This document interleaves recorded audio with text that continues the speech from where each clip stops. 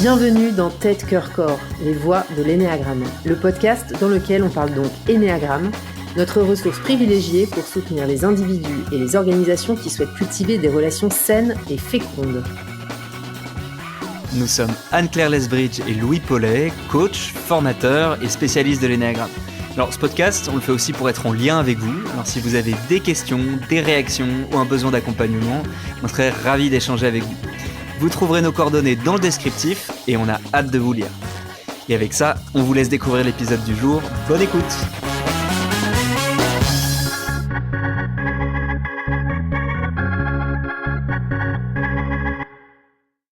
Bienvenue à notre magnifique panel de 8. Un grand merci d'être avec nous aujourd'hui. On va vous demander de bien vouloir vous présenter, votre prénom, votre âge, votre profession ou votre rôle, votre fonction dans la vie. Oui, alors je m'appelle Gaëlle, j'ai 50 ans, je suis chef d'entreprise en jachère depuis 4 ans. Chandra, 36 ans, je suis graphiste et animateur de Tantra. Bonjour, donc moi c'est Marion, j'ai 40 ans et je suis consultante en management et coach professionnel. Gérard, je m'appelle Gérard, j'ai 77 ans.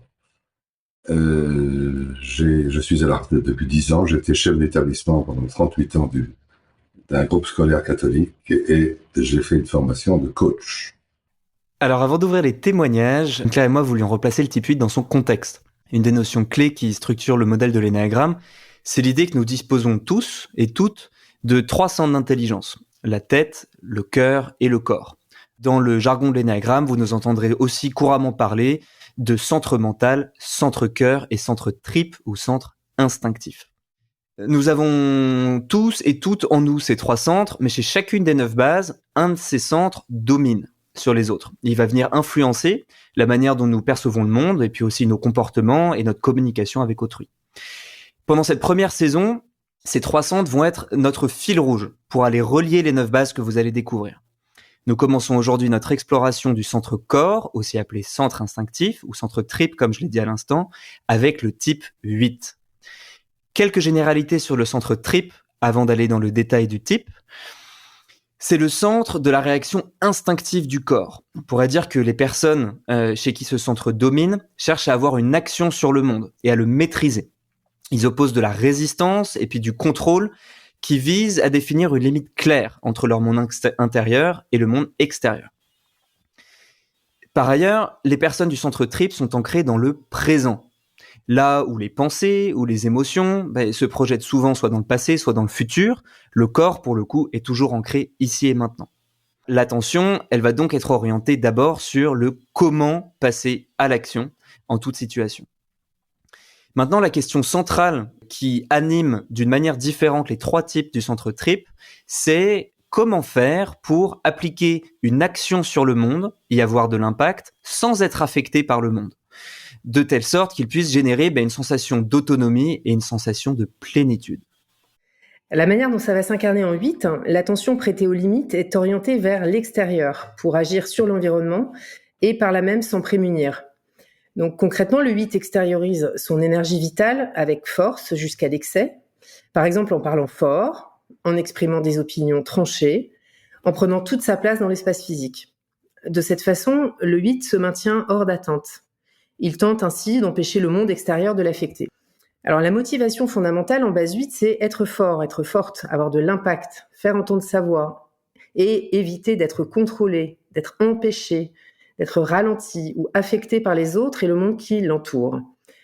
La stratégie en 8, c'est être fort pour soi et pour les autres, pour aller au-devant des épreuves de la vie, déception, trahison, abandon, ceci étant naturellement perçu comme inévitable, donc il faut être prêt, il faut être prête.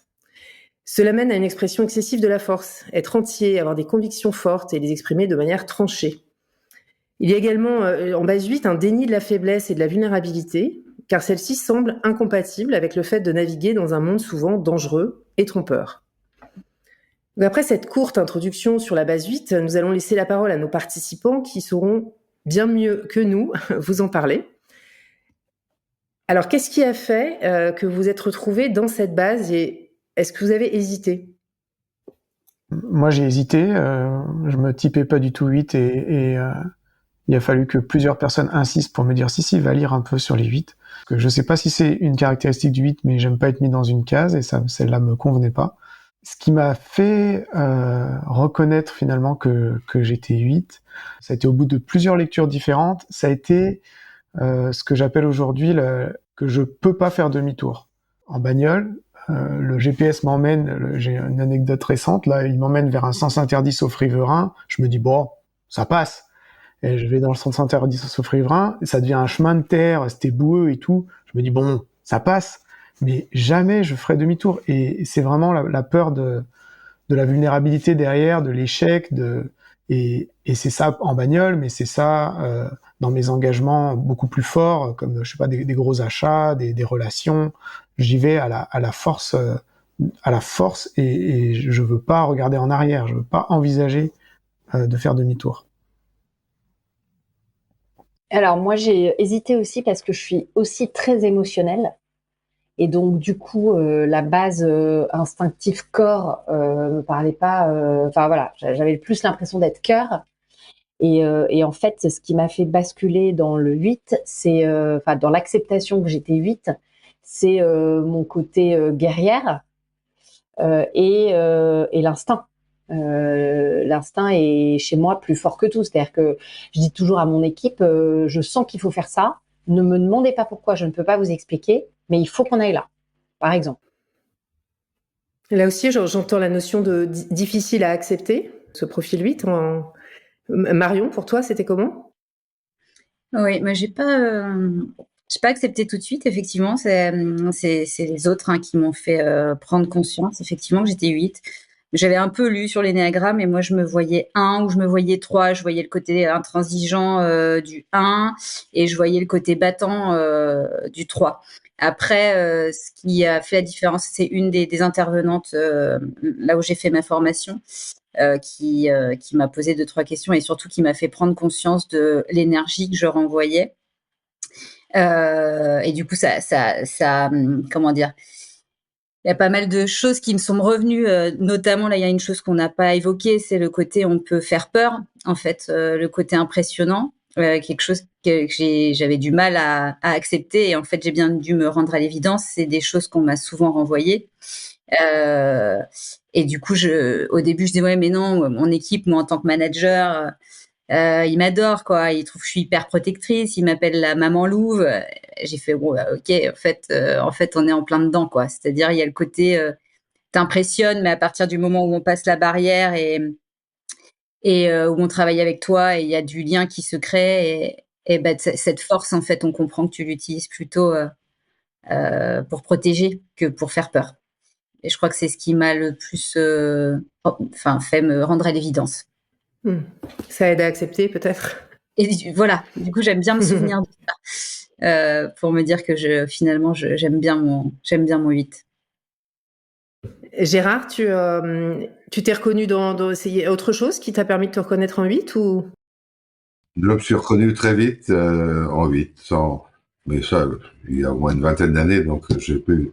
Bernard Chabory, je crois que tu connais bien, et c'était mon adjoint à l'école, et on faisait déjà de l'énéagramme avec les élèves, de manière plus soft, mais on était certainement des précurseurs, on faisait ça avec les élèves de terminale.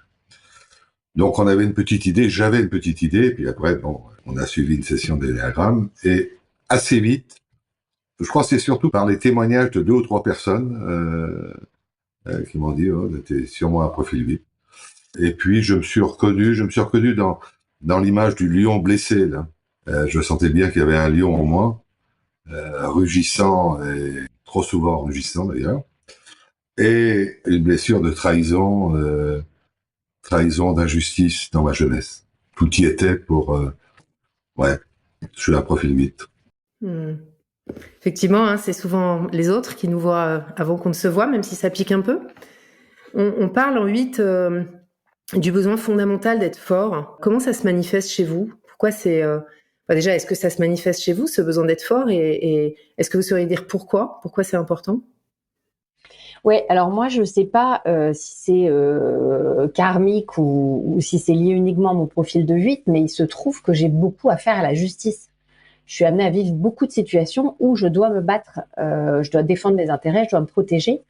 Je peux citer plein d'exemples, mais d'un litige sur un appart que j'ai mis en location à des difficultés avec mon père. Je suis amenée à me battre beaucoup.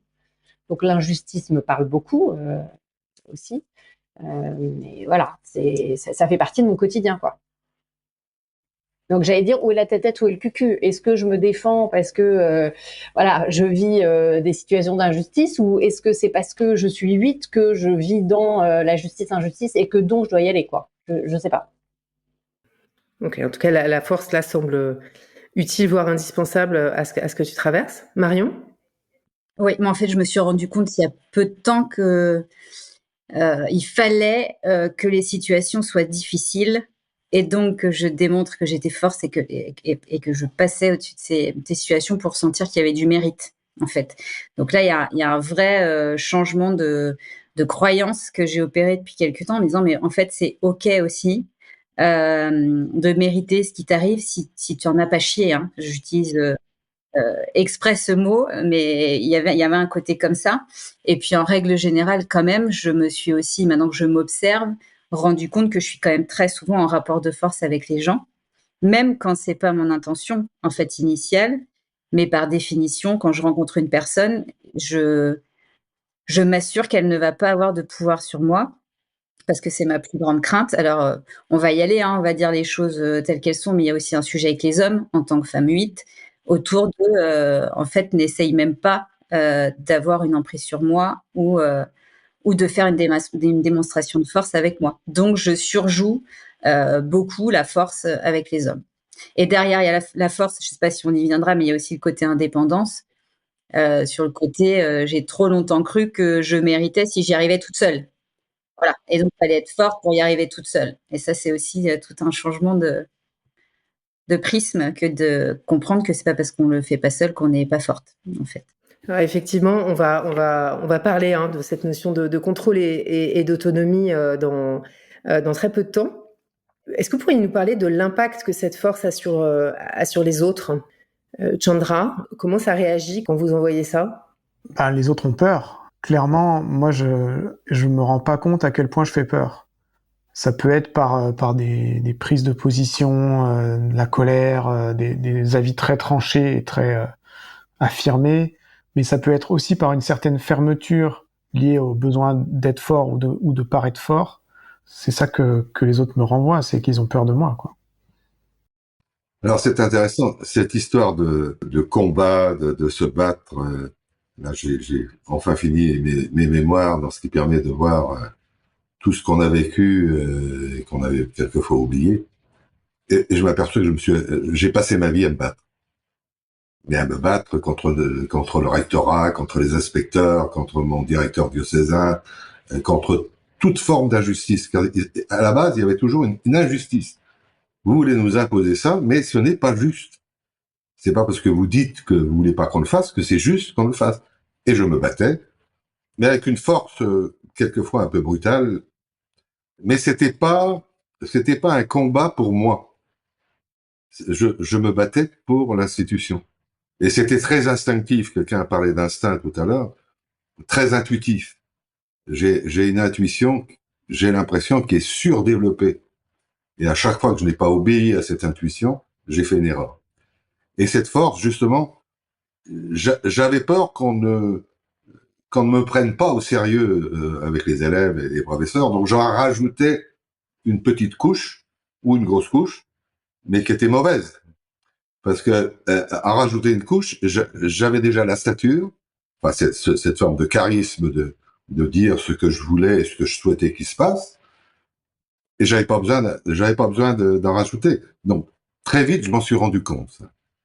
Et j'ai fait une formation de coach qui m'a énormément éclairé, parce que j'ai dû travailler sur moi-même et me rendre compte que j'avais pas du tout besoin de rajouter des couches. Voilà. Et puis bon, après peut-être que tu poseras une question sur l'engagement personnel. Je suis chrétien et je me suis aperçu que il y avait tas de choses qui clochaient et que je ne pouvais pas me dire chrétien et continuer à exercer une force qui devenait pas juste. même si en soi, elle était, son but était la justice, mais elle ne devenait pas juste. Est-ce que vous auriez, merci beaucoup Gérard, on voit bien le petit sujet avec l'injustice qui est à la base vite, on va y revenir. Est-ce que vous auriez un exemple d'une situation, peut-être entendre l'un de vous, où vous vous êtes senti affaibli, vulnérable, et comment vous l'avez géré? Un 8 n'est pas vulnérable. De quoi parle-t-on, la vulnérabilité? Alors moi, c'est intéressant parce que, en fait, je suis obligée de remonter très très loin.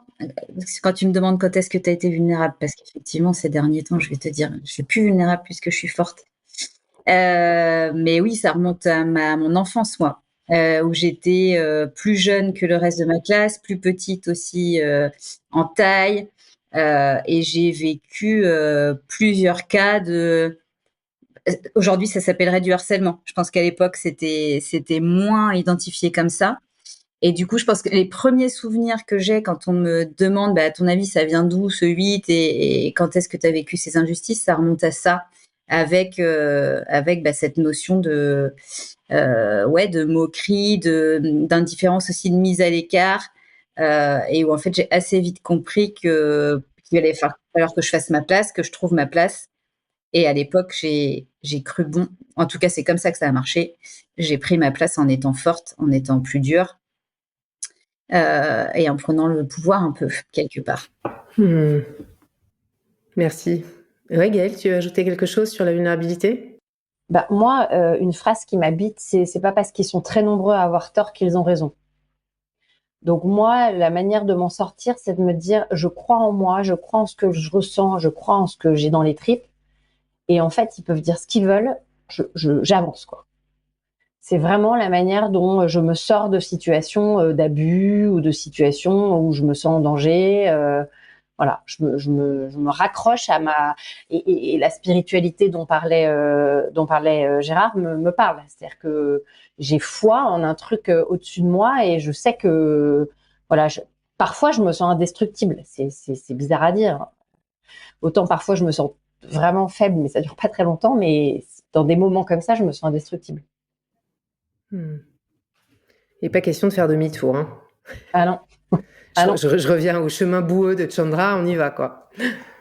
Ouais, moi j'ai tellement pas envie de me sentir vulnérable que je trouvais pas beaucoup d'exemples. Je mets vraiment tout en place. Quand ça vient, en particulier quand je suis pas tout seul, je vais vraiment me figer ou me concentrer et évidemment être grognon au minimum, voire vraiment énervé. Et donc dans les rares cas en fait où j'arrive à contacter cette vulnérabilité, après là c'est de la honte, c'est vraiment fort, c'est envie de disparaître, envie de mourir, quand j'imagine quand je vis des moments de vulnérabilité et que je plonge un peu dedans, j'ai envie de déménager, quoi, dans un endroit où plus personne me connaît. C'est vraiment la honte qui prend la place et c'est ça que je fuis tout le reste du temps. Ouais, donc il n'est pas question que ça se voit, quoi. Ça me parle carrément. Je voudrais simplement ajouter sur la vulnérabilité, parce que c'est une question intéressante. Je n'ai jamais refusé ma vulnérabilité. Ça m'est arrivé assez souvent de pleurer. Ça m'est arrivé assez souvent de demander pardon à mon équipe, d'avoir utilisé des attitudes ou des mots qui étaient inconvenants. Moi, j'attribue une part de ma personnalité à un manque de confiance en moi que j'ai eu une grande partie de ma vie. Et quand j'ai pris conscience que j'étais fort, il y a beaucoup de choses qui ont glissé, qui sont tombées, les masques sont tombés. Et ça m'a permis de m'adresser à l'autre en voyant en l'autre quelqu'un qui avait quelque chose à m'apporter. Merci beaucoup pour tous vos partages. Je pense que ça met bien en lumière la première chose hyper importante à comprendre en 8, c'est que toute cette force qui est présente, qui est ressentie par les gens autour de vous, vous nous avez parlé de combien elle peut être intimidante parfois, en fait elle est à la mesure de la vulnérabilité qu'elle vient protéger. Et oui, il y a beaucoup de force, il y a beaucoup de solidité parce qu'il y a une vulnérabilité immense.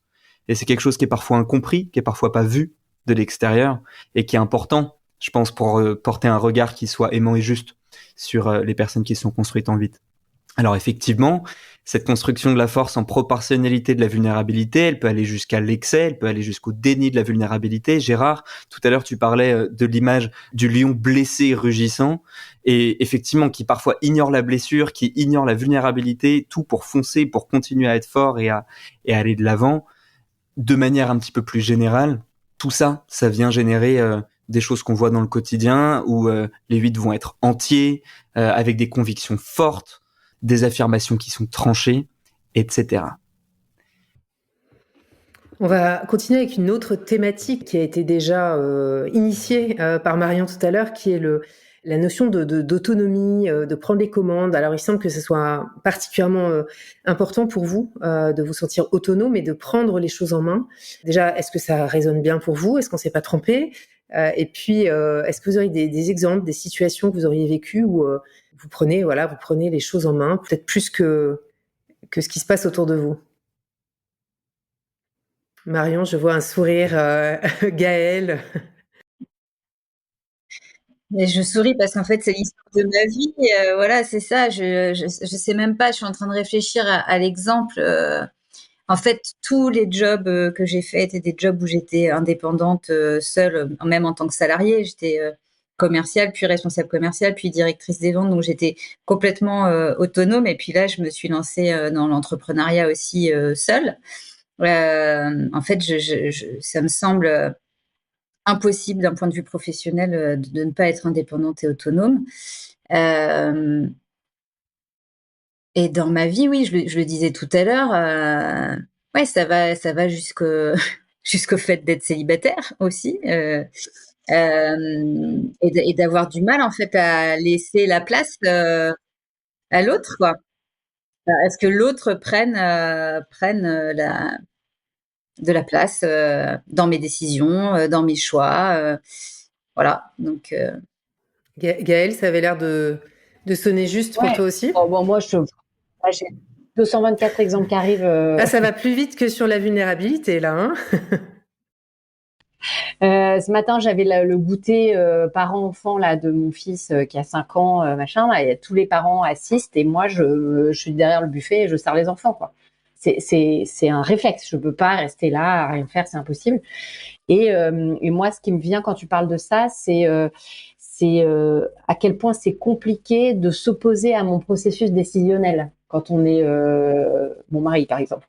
C'est-à-dire que quand j'ai décidé que c'était ça qu'il fallait faire, par exemple, pour notre fils, particulièrement pour notre fils, pour me faire changer d'avis, il peut s'accrocher. Et ça, c'est très compliqué. Et dans ces moments-là, et je rejoins ce qu'a dit Marion, et quand ça, il me laisse pas faire, je me dis, mais c'était tellement plus simple quand j'étais seule. Je décidais de tout, toute seule. Et ça, c'était fantastique. Ouais. Donc, je suis restée célibataire jusqu'à 45 ans. j'ai été mariée Voilà. 20 ans, hein, quand même. Hein. Je n'ai pas été que Ah ouais. célibataire, mais j'ai repris ma liberté là. Ouais. Gérard, tu voulais ajouter quelque chose sur le fait de prendre les commandes? Oui, je voulais ajouter quelque chose. Probablement, vous n'êtes pas dans l'enseignement et un chef d'établissement d'enseignement catholique a tous les pouvoirs. Vraiment tous les pouvoirs. Ça n'a rien à voir avec un proviseur. Et très vite, j'ai senti que le pouvoir pouvait être dangereux pour les autres. Et encore une fois, par rapport à mon engagement dans la foi, j'ai réfléchi, ma formation de coach m'y a beaucoup aidé. J'ai très rapidement, de quelques années, je n'avais de cesse d'animer des équipes, de déléguer, de donner aux autres l'occasion de s'épanouir. Et je me suis rendu compte finalement que tout marchait tellement mieux. Et lorsqu'il y avait des prises de décision, par exemple, on les prenait à ce qu'on appelle le vote socratique. Même si je pensais que mon idée était la meilleure, je me ralliais toujours à l'idée du groupe, parce que je savais qu'à ce moment-là, le groupe de 10 personnes du conseil de direction allait propager la bonne nouvelle, plutôt qu'un seul qui aurait pris une décision, et sur les 10, j'en aurais eu 3 qui étaient d'accord. T'as l'air de dire, Gérard, que c'est plus un acquis, quelque chose que tu as développé avec le temps. Est-ce que plus jeune, ce besoin d'être autonome, de prendre les commandes, il était prégnant? Et il était très vif, trop vif, étouffant rétrospectivement pour les autres. J'étais un chef, j'aurais pas aimé être sous mes ordres. C'est intéressant en tout cas que tu aies pu faire l'expérience d'une stratégie différente qui s'est avérée payante. Et qui s'était avérée payante, j'en suis sûr pour les autres, mais pour moi-même. Parce que les choses étaient beaucoup plus faciles. Je pouvais m'appuyer sur l'équipe. Marion ? Ouais, alors je rebondis un petit peu sur ce qu'il disait parce que être autonome, prendre les commandes, diriger, etc., veut pas dire problème à déléguer, parce que pour le coup, le 8 a pas vraiment de problème à déléguer, il me semble. C'est même plutôt OK de déléguer. Par contre, il faut avoir une confiance, faut qu'on ait une confiance absolue dans les personnes à qui on délègue. Et on va peut-être avoir tendance à contrôler un petit peu plus une fois qu'on délègue. Mais moi, j'avais pas de problème à déléguer à mon équipe. Il fallait juste que j'ai hyper confiance en eux. Tu valides, Gérard, le niveau de confiance requis ? Je valide, mais j'allais pas contrôler, je faisais une grande confiance. Et je me suis aperçu, alors je me suis trompé comme tout le monde, en faisant confiance à des gens qui méritaient pas ma confiance. Mais dans l'ensemble, le fait de leur donner la confiance, ma confiance, leur mettait une espèce de limite que rarement ils dépassaient. Ou alors ils venaient me voir en me disant je suis pas d'accord avec toi. Et contrairement à quelqu'un a dit, je crois que c'est Gaëlle, qu'elle a du mal à être convaincue par quelqu'un. Ça, c'est quelque chose qui m'a jamais été trop difficile, d'accepter que l'autre avait raison, ou en tout cas qu'il avait un point de vue qui était défendable et auquel je pouvais adhérer, plutôt que d'imposer le mien. Gaëlle, je te vois réagir. Oui, j'essaye de prendre de la hauteur par rapport à ce que vous dites. Moi, je me sens comme Marion, j'ai pas de mal à déléguer. Après, je suis très honnête, je délègue d'autant plus que j'ai besoin de temps pour m'adonner à ce qui me plaît vraiment. Donc, parfois, c'est de la délégation qui m'arrange. Mais avec mon équipe, j'ai toujours délégué et je les ai toujours laissés très autonomes. Et j'ai l'impression que je suis plus contrôlante dans la sphère privée que dans la sphère pro. Moi non plus, comme toi, Gérard, je n'étais pas tout le temps derrière leur dos, etc., parce que je leur faisais confiance. Mais par contre, dans la sphère privée, j'ai plus de mal. Et toi, Chandra, si quelqu'un prend les choses en main autour de toi, tu réagis comment ? Moi, c'est un peu tout ou rien. Soit c'est moi qui fais, soit je fais rien.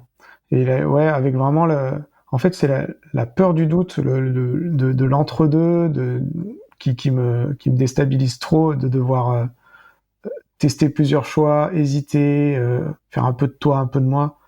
Donc, soit je fais tout et tout seul, soit je lâche, mais je lâche quasiment tout, je suis quasiment plus là, quoi. Et sur la question de déléguer, il reste un peu ça aussi, dans le sens où je peux déléguer facilement, mais je vais, comme tu disais aussi, Marion, beaucoup contrôler derrière. Déléguer sans être sûr que ça va être bien fait, ça me déstabilise trop aussi, quoi.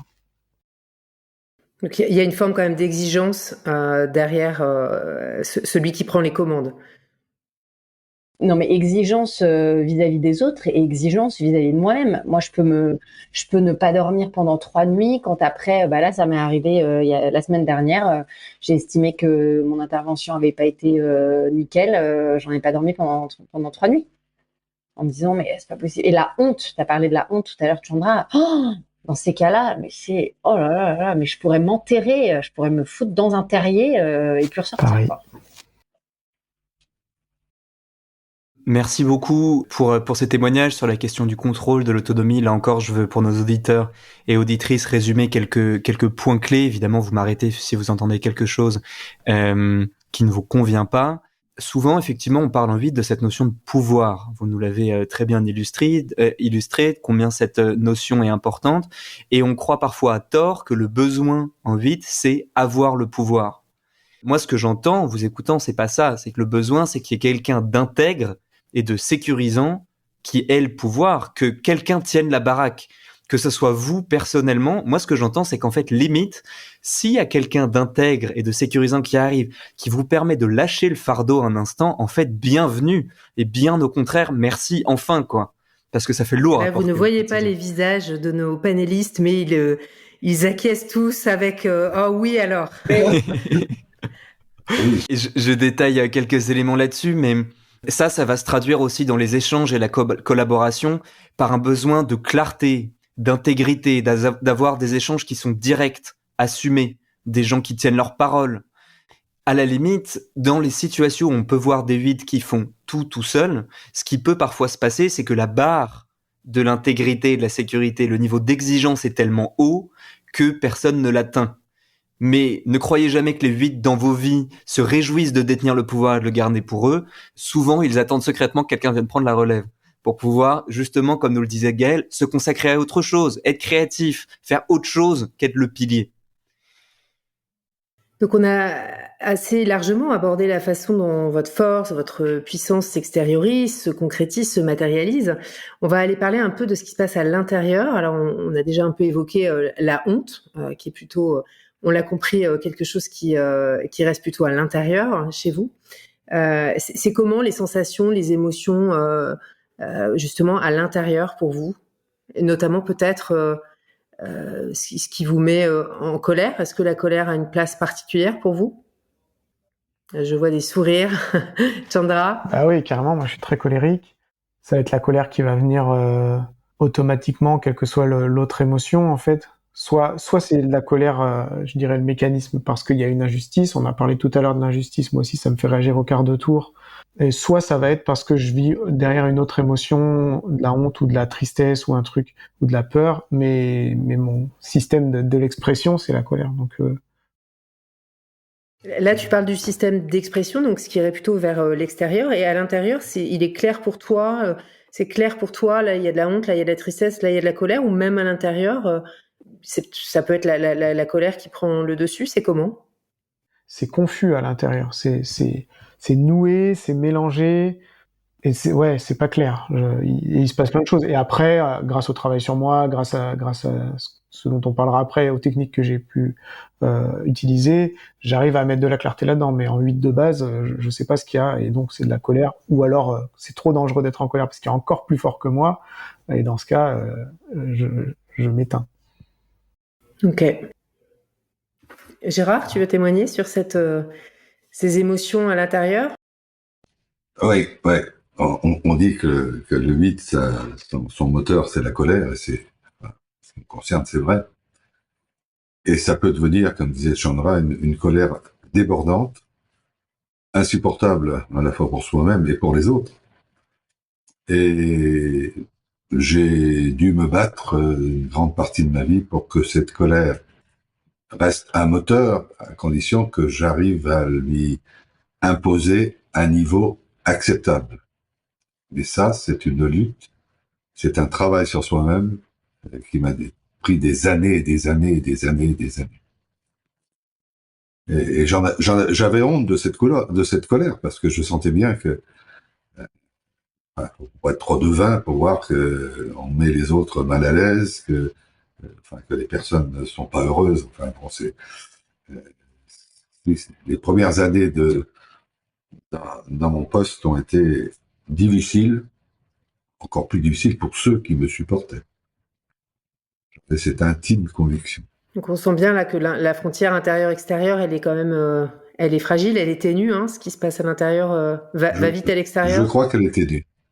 Oui, je crois qu'elle est ténue, et il me semble qu'elle demande qu'à réapparaître. Mais un peu comme son ego, hein, dire à mon ego, redescends à ta place. Tu me gênes là. Et cette colère, ok, j'ai compris. Le 8 va prendre en charge, mais arrête d'utiliser cette colère pour les autres. Utilise-la comme moteur, voilà, comme simplement pour démarrer une action. Et elle est souvent générée par l'injustice.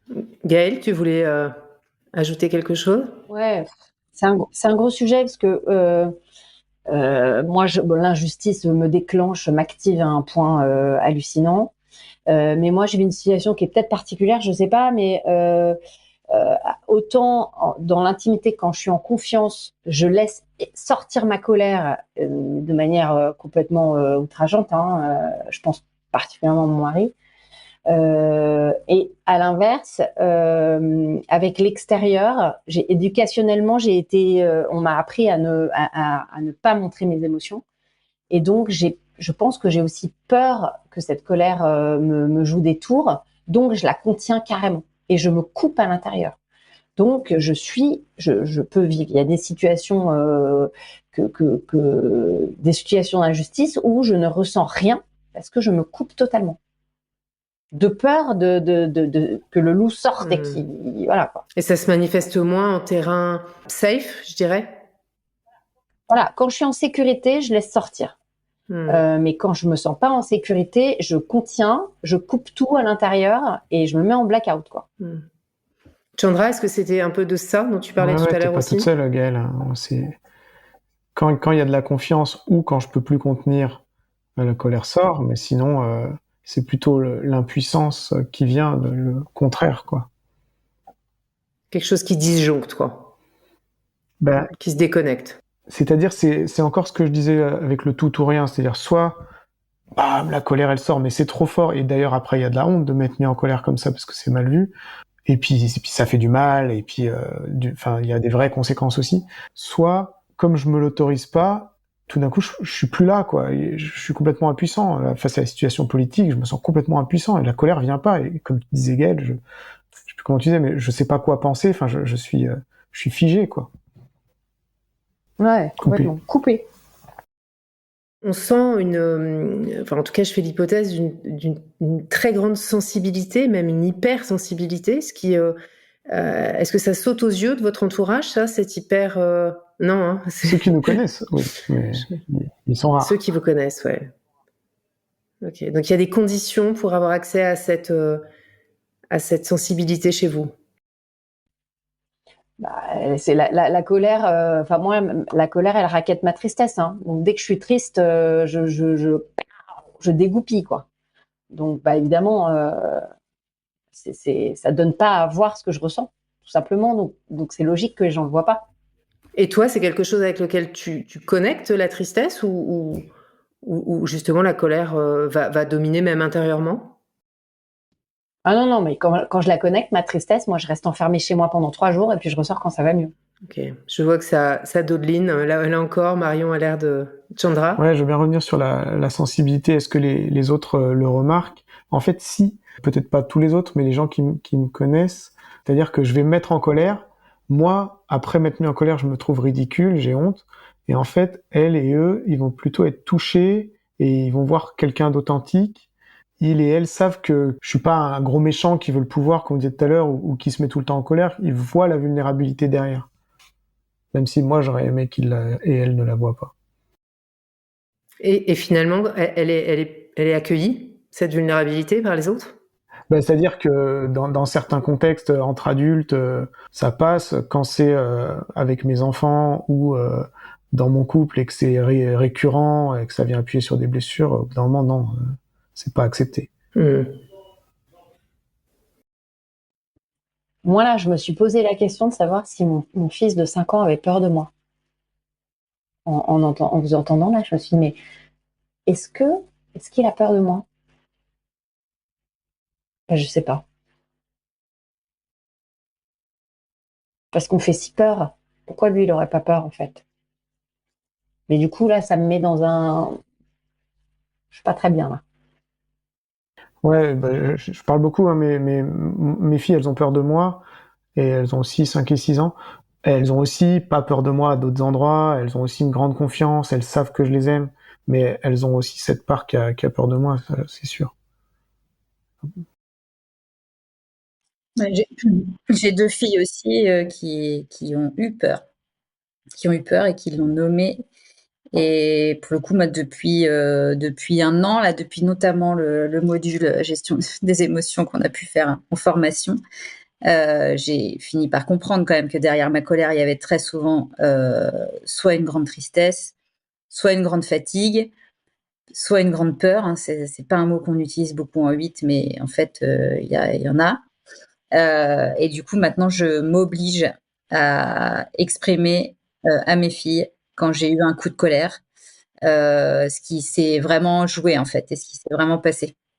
Et c'est vraiment intéressant de voir comment la relation a évolué depuis.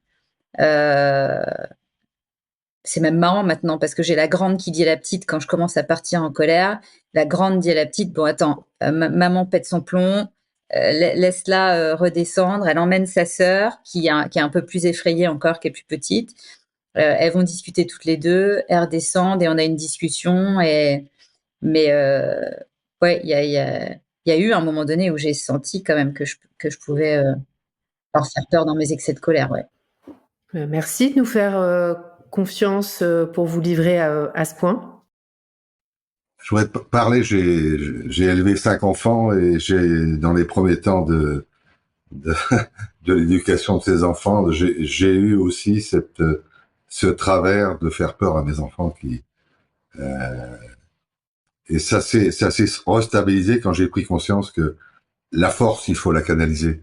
Parce que je crois que le problème, en tout cas mon problème de 8, c'est que j'ai mis très longtemps avant d'avoir conscience de ma force. Et comme je le disais tout à l'heure, j'en surajoutais de peur de ne pas être pris au sérieux. Et je pense aussi que ma colère, j'ai essayé d'étudier un peu ce phénomène de colère, que ma colère était attisée souvent quand j'étais dans une situation que je ne pouvais pas gérer. Et là, elle se manifestait d'une manière, enfin, après coup, je me dis, c'est complètement stupide. Tu te mets en colère contre quelque chose ou quelqu'un qui, de fait, n'a pas suscité ta colère. Mais c'est toi-même qui te sens impuissant. Accepte que tu es impuissant. Accepte de ne pas pouvoir gérer. Ça fait partie de beaucoup de mon travail sur moi-même. Ce fameux lâcher prise, quoi. Le fameux. D'accepter qu'une situation, oui, elle nous échappe parce elle n'a pas de solution pour l'instant. D'où les excès de colère sur les enfants, parce que typiquement, les enfants sont ceux sur lesquels on a le moins de prise, en fait, et de contrôle. Et donc, après, j'en arrive même à être en colère contre moi-même, de me voir me mettre en colère sur une situation où, en fait, ça dit des choses de moi, là, que j'arrive pas à gérer la situation, j'arrive pas à gérer leur dispute, j'arrive pas à me faire entendre sur ce qu'elles devraient entendre. Et alors là, ça monte, et bon. Et là, c'est le corps, quoi, qui prend le dessus, où j'explose même intérieurement, parce que je me dis, mais là, en fait, c'est ridicule, ça n'a eu aucun impact positif sur tes enfants. C'est juste le miroir flagrant que oui, ben là, t'as pas le contrôle et tu pètes un plomb, tu maîtrises rien, quoi. Et alors, Marion, tu nous parles là du corps qui prend le dessus. Est-ce que vous pouvez nous parler un tout petit peu plus de ça, de l'impulsivité? Est-ce que c'est quelque chose que vous connaissez? Quelle forme ça prend pour vous? Moi, c'est ce que j'appelle dégoupiller. Je dégoupille, mais vraiment, quoi. Puis là, aux abris. Hein. La chance que j'ai, moi, là, c'est que le fait d'être en pause d'activité fait que j'ai pas la pression du job toute la journée, du machin, du truc. Mais à l'époque où je bossais, mais le soir, avec la fatigue, le stress, les machins, je dégoupillais, mais comme ça, quoi. Est-ce que vous auriez des exemples comme ça sur l'impulsivité? À quoi ça ressemble dans vos quotidiens? Ouais, bah j'ai plein d'exemples liés à la colère, un peu dégoupillés comme disait Gaël, et où vraiment le corps prend le dessus et j'utilise la force, bah surtout avec mes filles qui sont plus facilement contrôlables par la force. Je les retiens, je les tiens, limite je les déplace. Enfin, il y a vraiment ce truc, le corps qui prend le dessus. Mais je réfléchissais à un exemple qui est pas dans le cadre de la colère. Au resto, j'ai bien mangé un bon plat, mais j'avais tellement envie d'une autre entrée et le serveur arrive, je sais pas comment dire, mais il y a un truc impulsif, instinctif qui va commander l'autre entrée sans avoir eu le temps de réfléchir avant et encore moins de me connecter aux autres personnes qui mangeaient avec moi et qui en étaient pas là. Enfin, il y a un truc, voilà, impulsif. C'est pas que dans la colère, ça peut être aussi dans d'autres types d'actions où Oui, dans le fait on entend la sensorialité là, dans le fait de satisfaire un besoin. Il faut vite passer à l'action pour satisfaire un besoin. Est-ce que ce serait ça? Oui, et c'est aussi pour prévenir une peur. C'est encore mon histoire de fond, d'avancer, de pas reculer et de m'engager et de pas douter en fait. Et si je commence à négocier, à discuter, à attendre, est-ce que ça va être encore possible que j'ai ce plat que je voulais? Donc il y a à la fois un besoin et à la fois une peur de pas avoir ce besoin nourri, donc faut le faire tout de suite, quoi. Marion, ouais. Je repense du coup à une anecdote pas plus tard que la semaine dernière, et ça m'arrive régulièrement ça. En fait, quand je vais me retrouver face à une situation qui va me mettre en colère, un truc qu'on va me dire où c'est compliqué pour moi, et comme tu le disais Gaëlle tout à l'heure, à un moment donné, la colère, elle peut pas sortir n'importe quand, avec n'importe qui, et donc il faut se retenir. Dans ces cas-là, en fait, mon corps me dit, barre-toi, sors, quoi. Et en fait, la semaine dernière, j'ai 2 fois pendant une formation, le formateur a eu des mots que j'ai trouvé pas justes, pas pertinents par rapport à sa position, etc. Je suis sortie, en fait.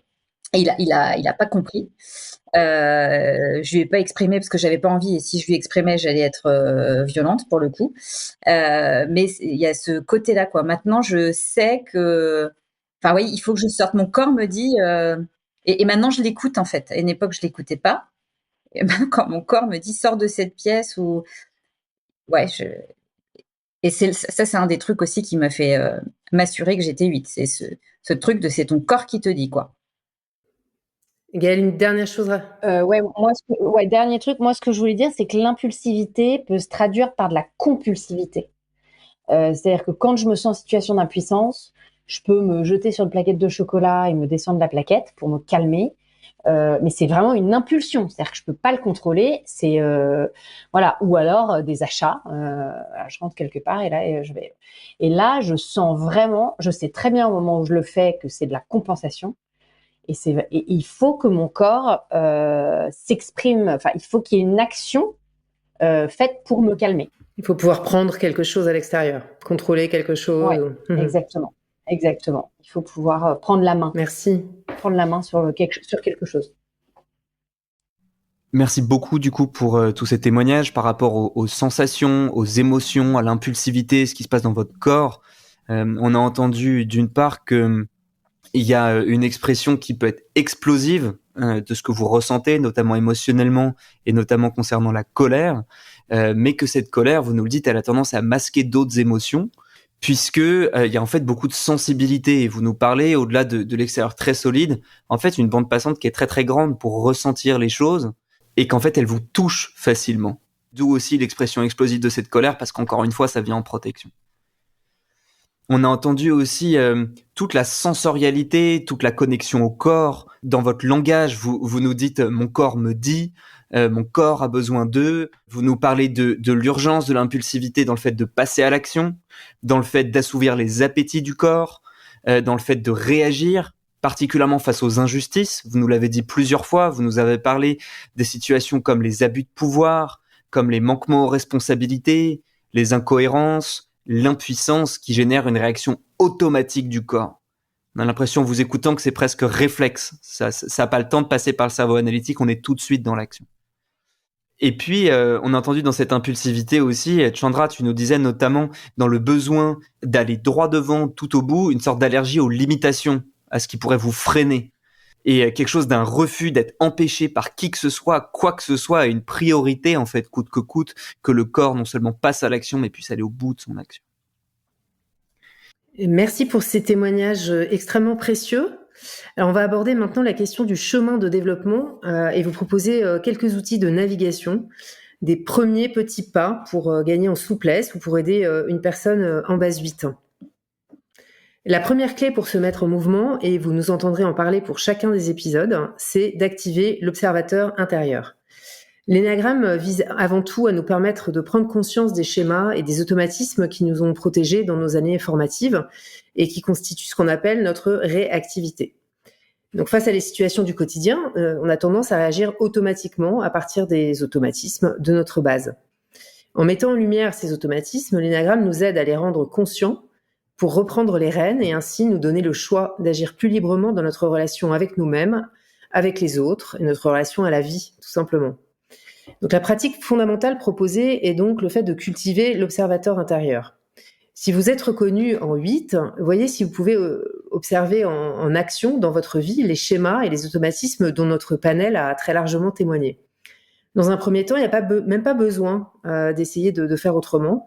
L'idée, c'est d'être curieux, comme un anthropologue, sur vos schémas, sur vos automatismes, en sachant que le premier levier pour sortir d'un piège, c'est déjà d'avoir conscience que l'on est dans un piège. Donc, pour vous aider à pratiquer, nous vous proposons 4 leviers à expérimenter dans le quotidien pour vous observer et faire des premiers petits pas. Alors, le premier levier que nous souhaitons vous proposer, c'est le fait de respirer avant d'agir. Ce qu'on entend par là, c'est que, en fait, en apprenant à dépasser l'impulsivité, la tendance au tout ou rien dont nous ont très bien parlé nos panélistes, les 8 apprennent à différer et à modérer à la fois les paroles, les actions.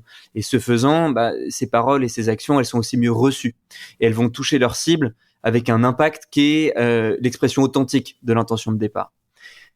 Un premier petit pas qu'on vous propose là-dessus, c'est de vous exercer à différer le moment d'agir, de parler, de dire, d'argumenter.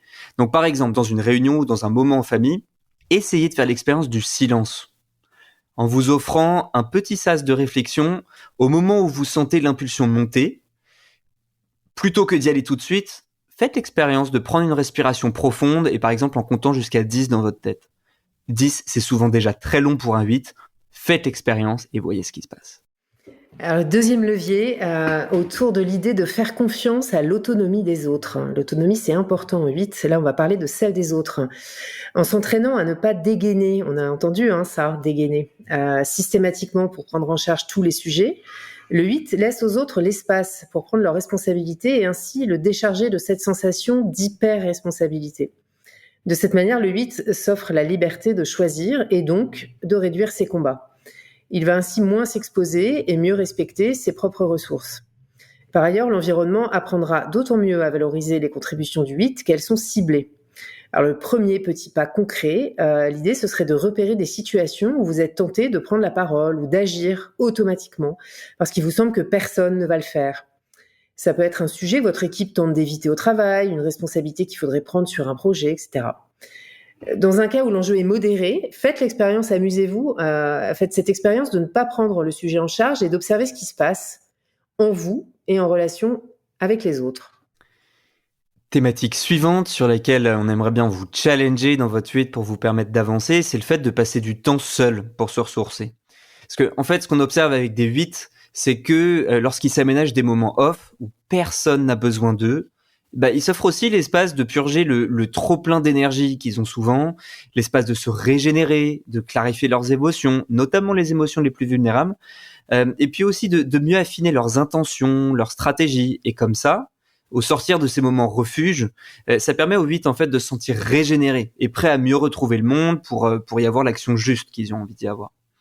Donc le premier petit pas qu'on vous propose, avec lequel on vous propose de pratiquer, de jouer, c'est de prendre rendez-vous avec vous-même, dans votre agenda, littéralement, pour passer du temps seul, en silence, sans stimulation du monde extérieur.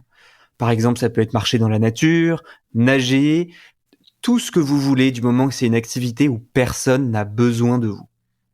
Dernier levier, je ne sais pas si ce sera le plus facile, accepter de l'aide. Les 8 gagnent à s'entraîner, à se demander s'ils sont obligés d'agir seuls ou s'ils peuvent se permettre d'être épaulés et soutenus.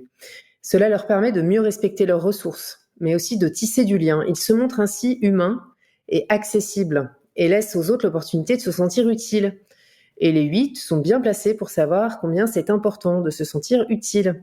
Alors la mise en action concrète, ce serait pendant une durée définie. On va dire une semaine, c'est déjà long une semaine. Remarquez et acceptez toute aide qui vous est proposée. Et observez comment vous y réagissez et ce que là vous fait ressentir. Alors, si en une semaine, vous n'avez pas eu la chance de vous voir proposer la moindre aide, pas de panique, vous n'êtes pas forcément mal entouré, mais peut-être y a-t-il de l'inertie autour de vous. Vous avez peut-être tellement habitué les autres à faire tout vous-même qu'ils n'ont plus forcément le réflexe. Alors réveillez-les tranquillement en commençant par demander de l'aide sur de petites choses, vous tenir la porte, porter un colis, vider un lave-vaisselle, rédiger un mail, monter une réunion. Alors, là encore, les meilleurs outils pour avancer sur un chemin de 8, ils proviennent encore de l'expérience de vie des personnes qui se retrouvent en base 8. Donc, je vais rendre la parole à notre panel et j'aimerais vous demander à tous les 4, est-ce que vous pouvez chacune nous partager une pratique qui vous a permis de gagner en conscience, de gagner en liberté par rapport à votre base 8? Je vais en nommer deux en fait, mais la première qui m'est venue, c'est ce que tu as dit tout à l'heure, Anne-Claire. Merci de nous faire confiance pour vous livrer à ce point. Et en fait, c'est d'avoir instauré ou d'avoir été dans des espaces où il y a un cadre qui me permet de pouvoir montrer ma vulnérabilité sans crainte, quoi, de poser, que ce soit un cadre de parole, que l'autre, je suis sûr qu'elle m'écoute ou qu'il m'écoute et qu'il va pas réagir, que je vais pas me faire attaquer ou juger ou contredire. Et je pensais aussi au corps, ça m'est venu quand on en a parlé. C'est pas pour rien que je suis animateur de tantra, mais voilà, d'être de plus en plus au contact avec les ressentis de mon corps, d'être dans mon quotidien, d'habiter mon corps. Ça me permet aussi de pas me laisser dominer par lui impulsivement, comme on vient de donner des exemples. Marion? Clairement, c'est un petit mix de tout ce que vous venez de dire. Moi, en fait, c'est par la spiritualité que j'ai réussi à avancer et et à calmer mes ardeurs de 8. Et typiquement, ces temps seuls d'écriture, de gratitude aussi, parce qu'il y a un truc chez les 8, c'est que on prend quand même pas beaucoup le temps de se remercier, de réaliser tout ce qu'on fait, tout ce qu'on entreprend. Et en fait, j'ai démarré par ça, quoi. J'ai démarré par écrire, déjà écrire toutes les vulnérabilités que j'arrivais pas à exprimer et à partager, ça a été déjà une première grosse étape. Puis après, je me suis dit, en fait, au-delà d'écrire tout ce qui va pas, écris aussi tout ce qui va bien. Voilà. Et c'est quelque chose que j'essaye de maintenir, pas au quotidien parce que malheureusement, là, en ce moment, j'y arrive pas. Mais même si je l'écris pas, je l'ai en tête et j'essaie de maintenir ça le plus souvent possible. Merci Marion. Gaëlle? Moi, il y a beaucoup de trucs là parce que le fait d'être en jachère, ça m'a permis de. Le premier truc, en fait, c'est ralentir et accueillir. C'est vraiment.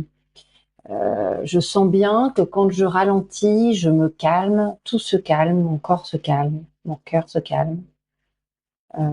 Et du coup, j'accède à une douceur à laquelle j'ai pas accès en temps normal.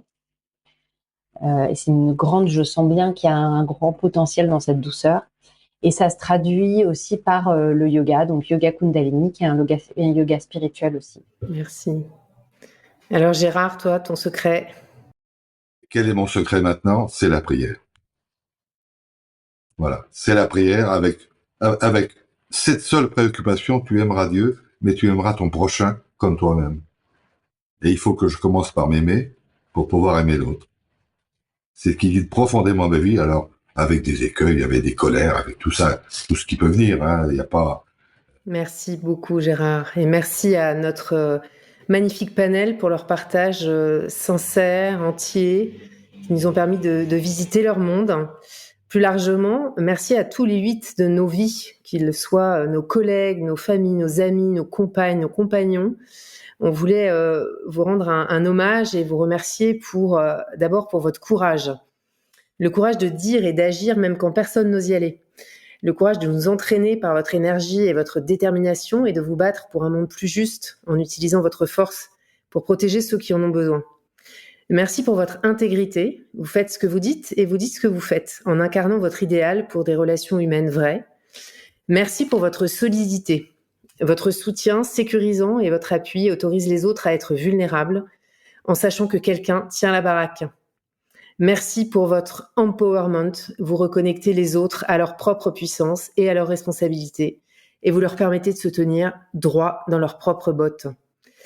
Et petit clin d'œil pour ceux et celles qui ont des 8 dans leur vie, ne soyez pas dupes de leur apparence de bulldozer derrière, et j'espère que vous l'aurez largement vu grâce à nos panélistes, il y a un cœur immense, tendre et dévoué. Merci à vous, nos auditeurs et auditrices, de nous suivre dans cette aventure et on vous retrouve à l'épisode prochain pour rencontrer cette fois-ci le panel de la base 9. Au revoir tout le monde. Au revoir. Au revoir et merci. Au revoir. Merci. Si vous avez apprécié ce podcast, la meilleure manière de nous soutenir, c'est de laisser 5 étoiles sur Apple Podcast et puis bien sûr d'en parler autour de vous. Et on est toujours heureux de vous entendre. Nos coordonnées sont dans le descriptif de l'épisode. Pour nous partager vos questions, vos témoignages ou pour faire appel à nous pour être accompagné, que ce soit en individuel ou au sein de votre organisation, vous savez où nous trouver, on a hâte de vous lire et à très bientôt.